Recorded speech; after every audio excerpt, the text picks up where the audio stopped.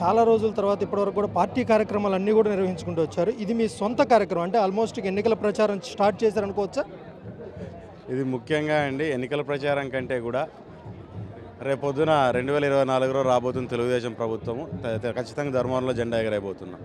రేపొద్దున మేము ఏ రకంగా ఈ సమస్యలన్నీ తెలుసుకోవాలి, ఆ సమస్యలను ఏ రకంగా మేము రేపొద్దున మేము దాన్ని సాల్వ్ చేయాలనే దాని మీద మరి అందరికంటే ముఖ్యంగా ఏంటంటే ప్రజల్ని నేరుగా అంటే ఈరోజు గత 5 ఏళ్ల నుంచి మేము చూస్తున్నాం. ఇక్కడ నాయకులు కానీ ఇక్కడ ఉన్న పాలకులు కానీ వీళ్ళు వివరించిన పద్ధతుల్లో చాలామంది ఇబ్బంది పడిన పరిస్థితి అవన్నీ కూడా గత 4.5 సంవత్సరం నుంచి మేము తిరిగి మాట్లాడుతుంటే ప్రతి ఒక్కరి నుంచి వాళ్ళు ఇచ్చిన మేము మాకు ఈ రకంగా అంటే ఈ రకంగా చేస్తుంటే బాగుండనే చాలా అడ్వైజులు అంటే వినడం జరిగింది. అవన్నింటినీ కూడా నేరుగా గతంలో మేము తిరిగినప్పుడు ఎప్పుడైనా ఇంటి దగ్గరికి వెళ్ళాము, ఇంకో దగ్గరికి వెళ్ళాము, మేము మాట్లాడాం. కానీ మేము కలెక్టివ్గా మాట్లాడిన అవకాశం అనేది ఇప్పుడు మనం ఈ పాదయాత్ర ద్వారా దొరుకుతుంది అనుకుంటున్నాము. కలెక్టివ్గా మాట్లాడి రేపొద్దున ఏ రకంగా పోతే ప్రజలకు ఇబ్బంది లేకుండా పాలన చేయగలుగుతామనే ఒక ఆలోచన ప్రజల నుంచినే అడ్వైస్ తీసుకోవడానికే ఈరోజు ఈ పాదయాత్రని మొదలు పెట్టడం జరిగిందండి. అంటే ఇక్కడ ఉన్నటువంటి ఎమ్మెల్యే ఎవరైతే కేతిరెడ్డి వెంకటరమణ ఉన్నారో గుడ్ మార్నింగ్ ధర్మవరం పేరుతో అన్ని ఇళ్ళు కూడా తిరుగుతూ కూడా ప్రజల సమస్యలు అడిగి తెలుసుకుంటున్నారు కదా, అంటే మీరు అదేవిధంగా అందరి సమస్యలు తెలుసుకుంటున్నారు అనుకోవచ్చా?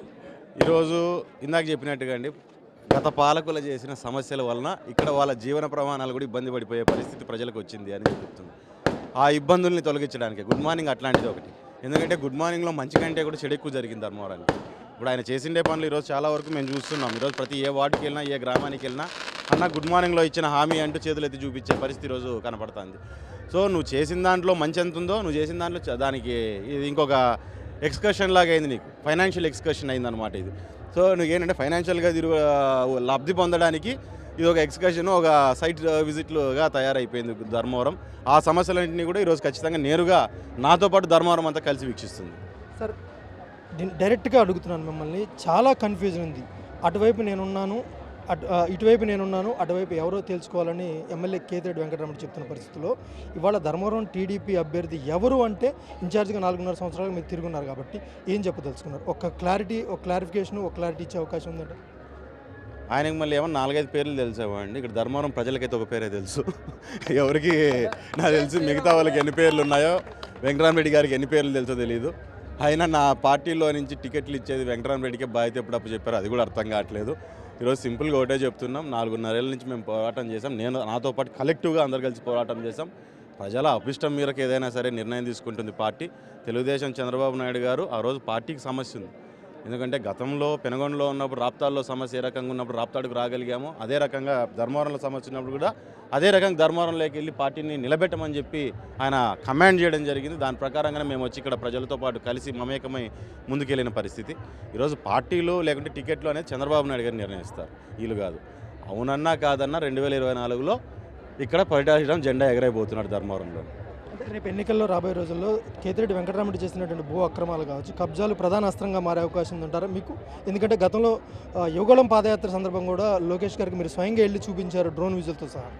ఖచ్చితంగా అండి, ఇది మనకు ఎన్నికల ప్రచారంలో అస్త్రాల కంటే కూడా ఎన్నికల తర్వాత మాకు పెద్ద పని ఉంది దీని మీద. ఎందుకంటే ఈయన చేసిన భూ ఆక్రమణలు, భూదందాలు ఏవైతే ఉన్నాయో అవన్నీ తిరిగి మళ్ళీ ప్రజలకు ఇప్పియాలా, ప్రజలకు ఉపయోగపడేటట్టు చేయాలి. కాబట్టి ఎలక్షన్ ప్రచారం కంటే కూడా మాకు తర్వాత ఉపయోగపడేది ఎక్కువ పని పెట్టినట్టున్నాడు మాకు కేతిరెడ్డి గారు ఇప్పుడు చూస్తా అంటే. ధర్మవరం టీడీపీ ఇన్ఛార్జ్ అయినటువంటి పరిటాల శ్రీరామ్ ఒక క్లారిటీ ఇచ్చారు. రాబోయే ఎన్నికల్లో ధర్మవరంలో టీడీపీ జెండా ఎగరబోతుంది. గత 4.5 సంవత్సరాలుగా నేనే ఇన్ఛార్జ్గా ఉన్నాను, ఖచ్చితంగా బరిలో కూడా తానే ఉంటాను. కాకపోతే టికెట్ విషయం అనేది కూడా పార్టీ అధిష్టానం నిర్ణయం తీసుకుంటుంది ఎవరు పోటీ చేయాలనేది. అయితే 4.5 సంవత్సరాలుగా నేనే ఉన్నా కాబట్టి ఖచ్చితంగా ఈసారి ధర్మవరంలో పరిటాల శ్రీరామ్ తెలుగుదేశం పార్టీ జెండా ఎగరవేయబోతున్నారంటే కూడా పరోక్షంగా ఒక క్లారిటీ అయితే ఇచ్చారు. టీడీపీ తరఫున ధర్మవరంలో తానే బరిలో ఉండబోతున్నాను అనేది మాత్రం కార్యకర్తలకైతే ఒక క్లారిటీ ఇచ్చారు. ఇప్పటివరకు జరుగుతున్న ఒక కన్ఫ్యూజన్ వాతావరణం, ధర్మవరం టీడీపీ అభ్యర్థి ఎవరు అంటూ కన్ఫ్యూజన్ ఉన్న నేపథ్యంలో పరిటాల శ్రీరామ్ అయితే ఒక క్లారిటీ ఇచ్చారు. భవిష్యత్తులో 2024 జరగబోయే ఎన్నికల్లో తెలుగుదేశం పార్టీ అభ్యర్థి అయినటువంటి పరిటాల శ్రీరామ్ ఈసారి జెండా ఎగరవేయబోతున్నారంటూ కూడా క్లారిటీ అయితే ఇచ్చారు. Camera person Vijay Naresh, TV9 Dharmavaram.